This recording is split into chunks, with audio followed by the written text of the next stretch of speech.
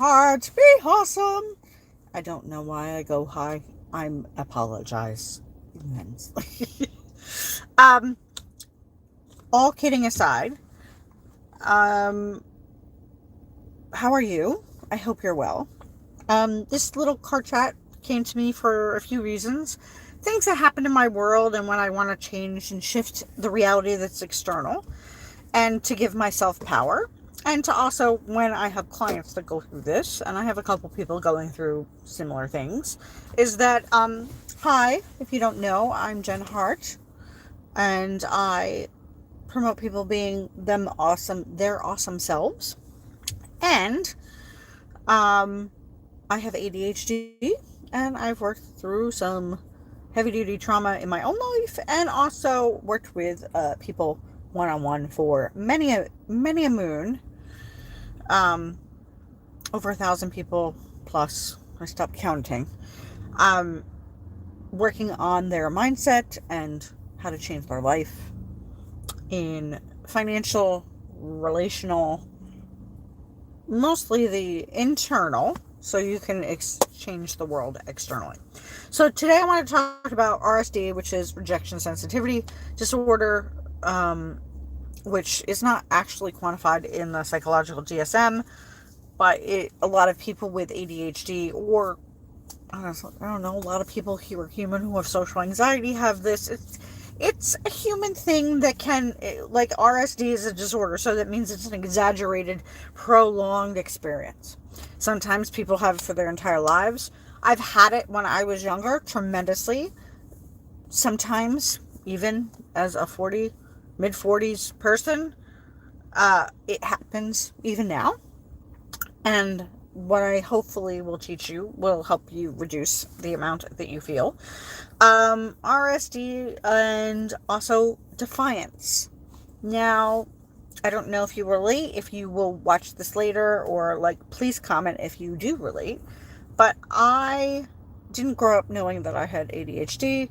But I did grow up knowing that I was very not happy with authority. Partially, I know because I've been in therapy and I do a lot of self-reflection work, and just my personal experience in general is that even in kindergarten, I would not externally say this to other people. I know for some people with operational defiance disorder or other disorders, they do it externally, and it's partially because they don't have a lot of impulse control, or their psychology doesn't allow them thus far to not say or do things that are physically defiant.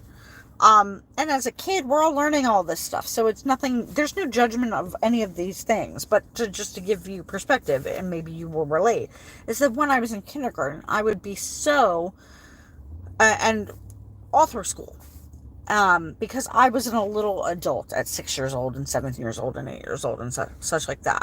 I had a lot of heavy emotional responsibility at home and physical responsibility because of the way I grew up. So when a teacher would say something or request, homework, I don't think we had homework in kindergarten, but whatever the thing was, is that I would be so defiant internally. Probably didn't use the word F you when I was growing up, but definitely it happens occasionally. Even it's such an instantaneous response.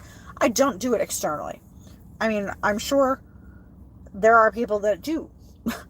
And I'm grateful that I didn't have too much of an, I'm sure it was shown on my face, and I'm sure there were other ways that I was acting out, and maybe what would be called a tantrum. I would tantrum in other ways that other people would definitely be like, whoa, what's going on? Or oh my God, whatever the judgment is for a child going through stuff and not being able to verbalize what those things are, or have a listening ear, or all the things. So for me, my defiance came out, especially with authority figures, because I did not trust authority figures, because I was never taken care of by authority figures in a traditional way. And this is not to badmouth my mother who has passed on, but there are some things that I just didn't get as a kid, and that, as such a young age, I remember being very defiant, even if it was good for me, which is part of the reason why I do these chats, is because to manifest a reality that you want, where people aren't rejecting you,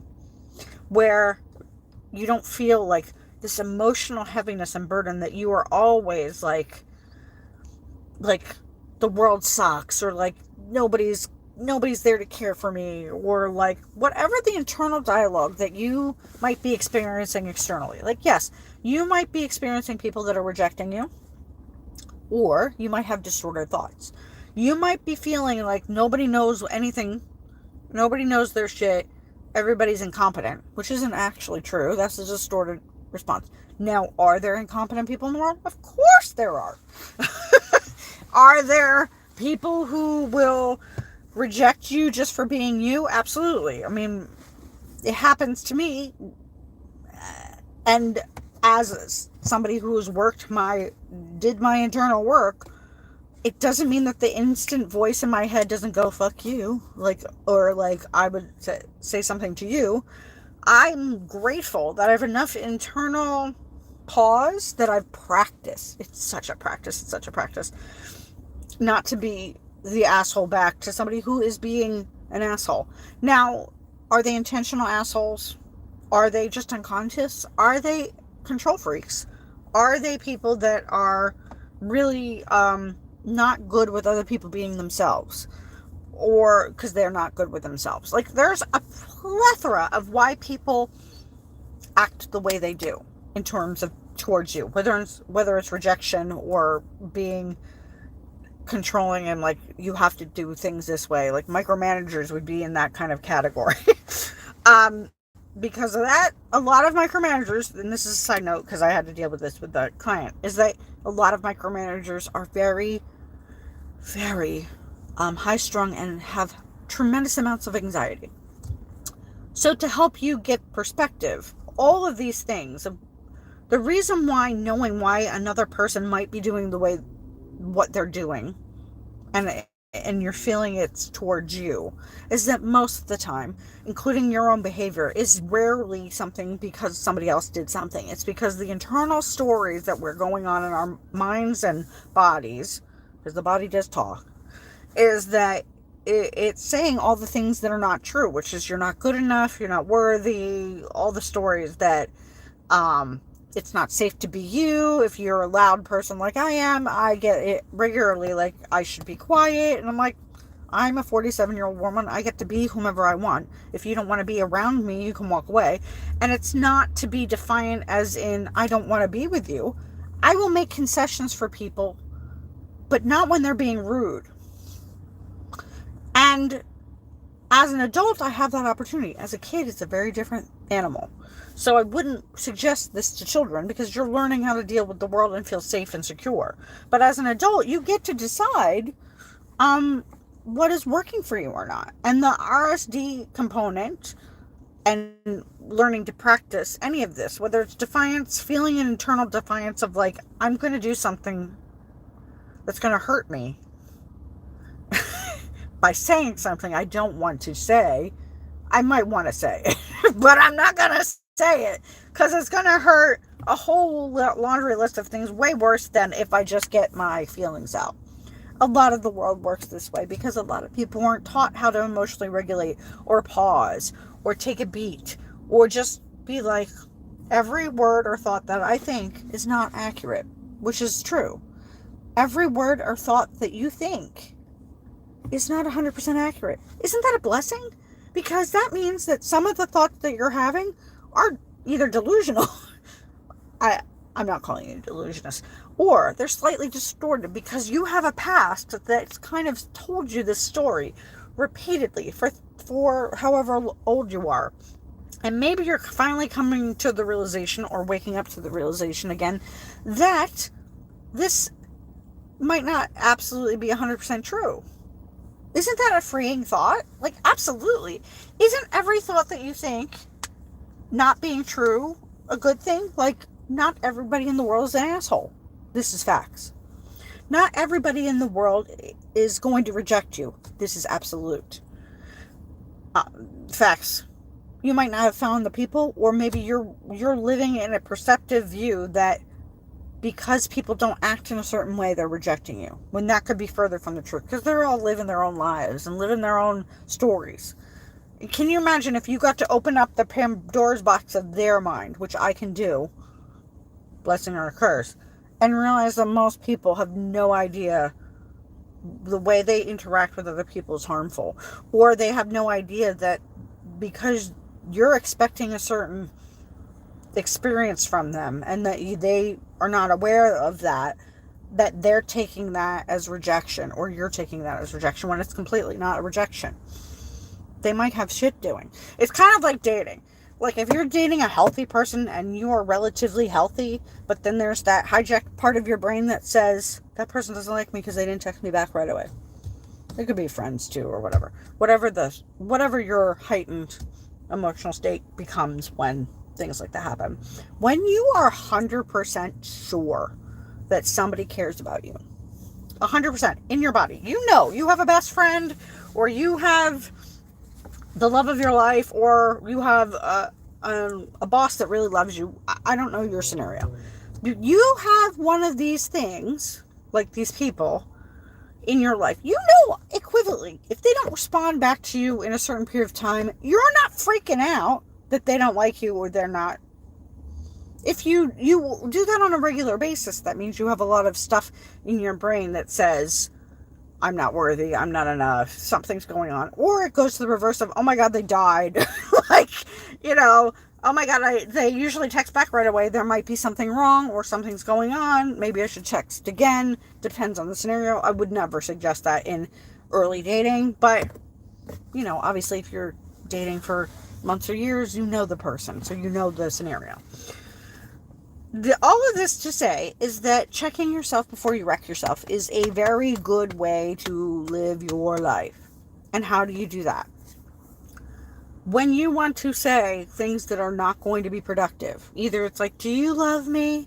Do you care about me? Or just like, who the fuck are you? Like, I mean, who are you to say that to me? Or internally you can brush it off, really. Like, it's more about taking a pause before you do anything, which is extremely difficult depending on where you are in your level of healing or process of about being a human. Is that most times people are not trying to be personally attacking.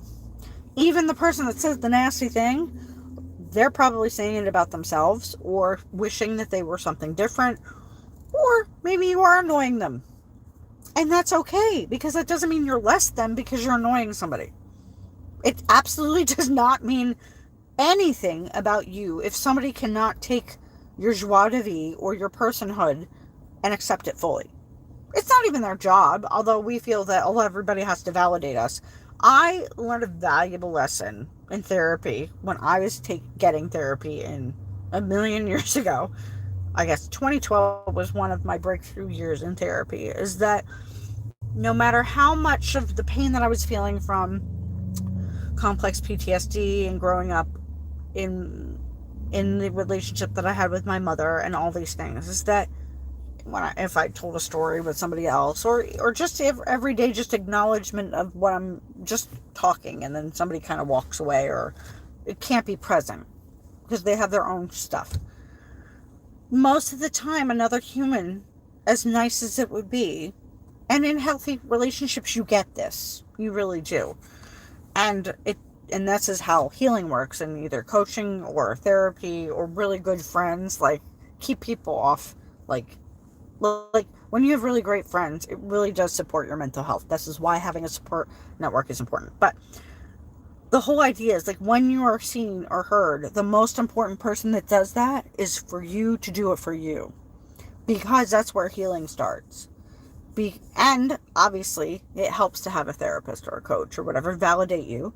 But even then, somebody externally is not going to be able to validate you 24/7, 7 days a week. No matter how much you love them, no matter how much they're the best person in your life, it's not even their job to say you're going to be okay, or you're deeply loved all the time. You have to say it for you. So part of the RSD practice is pausing and not going into catastrophe thoughts, and basically reminding yourself that not every thought that I think about these situations, even though it feels very real to me, is accurate. Is there a smidgen of truth? Potentially. You could be annoying. You could be really bad at your job, although most likely you're good at your job or else you wouldn't be there. You could have poor communication style with your partner or your friends. You could, there's so many ways we all get rejected. Don't even count the internet. That's like a whole, not even real world. But like in terms of like real interpersonal connection, you may feel rejected. And you might be experiencing rejection, but it's not the ultimate truth, and it doesn't have to be forever. It's an experience you're having that may or may not be accurate. And part of your job as a healing person in the world, wanting to have the best life possible and manifest more good things in your life, it's really working on those internal thoughts to not believe every negative thought that you're having. Even the ones when you're defiant. Like, I had to work really, really hard, and it's still challenging sometimes, to not be defiant over positive or good criticism. And that's hard with RSD as well. It's like, well, if there's something wrong, then I'm wrong. No, that's not true. That's a false belief that a lot of people have, especially with ADHD, because you're basically been programmed that if you don't follow a certain set of guidelines or rules in life because you didn't fit in, because no one does. Just no one does. Can I give it, even people with it are not ADHD, no one fits in. Everybody thinks that they're trying to fit into people who don't even fit in themselves. Sorry. Not sorry. It's true. Because I've been in the minds of many, many, many thousands of people. And I can tell you, yeah, everybody has their stuff. And everybody has a feeling of insecurity at times or not fitting in. And even if they're the most successful person in your sphere or in a lot of people's sphere, because they're famous or whatever that means, they feel too. They don't feel like they fit in. It's okay. We're not going to catastrophize feeling like a little less than connected. How do we get connected then? Well, we have to connect with ourselves. We have to say, okay, if I'm feeling a little defiant, why do I respect this person? Yeah, I kind of respect I respect them. Now, as a kid, I couldn't respect a teacher for God knows what reason. Oh, my parental unit, I was having a hard time respecting and trusting them because I wasn't safe. So yeah, I'm going to think that all adults at that point were not safe. Even though it might not make logical sense to another person, but my external experience was that. So for my brain, I really, really, really have to work really hard to be like, does this person have number one, no one's perfect, and I have to really take that one off the pedestal and be like, nobody's perfect, so there's nobody who's like ultimate guru of my life or someone else's, their own life. Like, they're only good for their own selves, and I'm only good for mine. And even then, when my distorted thoughts were not working, then I'm really not the good person, so I needed external help. Hence, I went to therapy. Hence, I got coaching, blah, blah, blah. You know the deal. This is why it's really hard to do some internal work, not all. But some of the internal work has to be done externally because we can't trust ourselves with distorted thoughts. That doesn't mean you can't trust yourself completely. You know when something is really bad. There's a difference between your defense mechanisms, absolutely, and when you are in absolute danger. The hard part is we think everything, when you grow up in a certain way, is that everything is absolute danger. The defense mechanisms, the defiance, even the rejection sensitivity is a defense mechanism to getting hurt.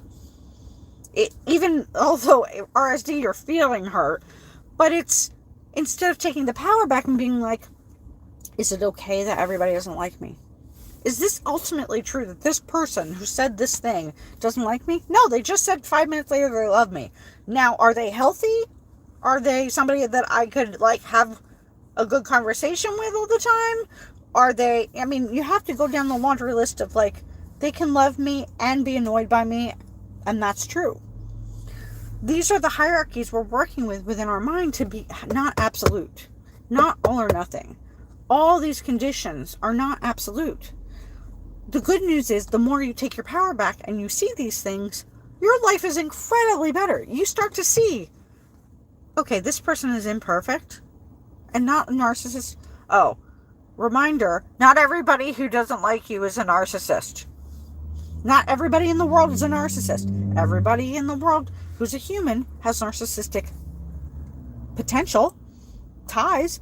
Without it, we wouldn't have an ego, and then we wouldn't be feeding ourselves or working out or doing things that are necessities for life. The extreme versions of narcissism where people are manipulative and taking advantage of people on purpose and with conscious awareness, which most narcissists are not consciously aware, hence they do a lot of damage. But the ones that are consciously doing things is a very minute part of the world, and that's a side note. So not everybody that doesn't like you or doesn't respect you is a narcissist. They just might have very poor boundaries and poor communication, and they aren't seeing themselves. So it's like a whole bunch of people in a smoking mirror. It's like nobody's seeing themselves and everybody's seeing each other, and it's a clusterfuck up here. Of course it is. But the more healthier you get internally, which means the more you see yourself with more balanced accuracy, not like a god and not like a peasant, not like all these things of like you're the worst piece of shit in the world and that you are like the most amazing thing on the planet. You are all these things and none of these things. Okay, well that's an existential crisis, isn't it? No, it just means that every thought that you think is not 100% accurate. In terms of manifesting, in terms of making sure that people are treating you well, in terms of feeling respected and loved and cared for and supported and not rejected and not defiant over people, like accepting that other people know their shit and know good things and are responsible and are like not our parents, so they don't have to be perfect, and neither were they. All these things are a process, and to do that is to start with the inner world and being like, not every thought is accurate. Not every thought is accurate. But if I want a thought to be accurate, if I want to believe that I'm valuable, worthy, and deserving, how do I build that belief structure? How do I believe that people in my life can support me, can love me, can not be rejecting? Is every thought of my feeling rejected absolute? No. Does every thought that I have, can I see this in a new way? Can I see this person in a new way? Those are the challenges, especially with people that have shown us a repetition that we've perceived as negative. That's a whole other manifesting. That's like next level manifesting. We're just trying to get you to not feel like shit all the time and feel really good to know that you can have people that love and respect you. You can have people that are there for you. You can have people in your life that are just good, and they're imperfect, and they're going to disappoint you sometimes, and they're going to wow you sometimes too. And to be able to open that space is to accept yourself, to trust that you're going to fuck up sometimes, and you're not a bad person for it. And if you're feeling defiant, pause, take a breath. In any of these scenarios, pause, take a breath, analyze, either quickly or later, because not everything has to have an instant reaction, or because that's all about being an adult, a more mature individual in interspace with other people, is that you can think about it. You can think about the thought that you're saying. In my 20s, I was not a conscientious person. Now, I was deep and I was thoughtful, but then sometimes I was a complete asshole. Not on purpose. I've never been an asshole on purpose, except for like one or two times where it was like a safety thing and like asserting a boundary. And that's not asshole behavior if it's protecting you, like for real, like people in my space, and like, that's a whole other can of worms. What I'm talking about is that when I was in my 20s, I didn't have the brain that I have now. I've worked really hard to get to the brain of like higher distress tolerance and ability to pause before I make an emotional decision that is not beneficial to me. Or even say things that are off color. I still say things that are off color or interesting or not funny to other people, but they're funny to me. But I have a lot more frontal lobe ability now than I ever had in my 20s because I did the work. I hope anything in this talk helped you. Please comment below if you relate to anything. If you want more support or help, write in the comments. Let me know. I will definitely do a talk about something. And if you want one-on-one support, I have it below, like a work with me in my Stan profile in the description below, because I still take clients. I'm very happy to help you get more of what you want in life. And it starts from seeing yourself as valuable, worthy, and deserving, and not believing every negative inner voice that says the contrary. I hope you have a great night. Have a great week. Peace. Oh, don't forget to Jen Hart, be awesome everywhere.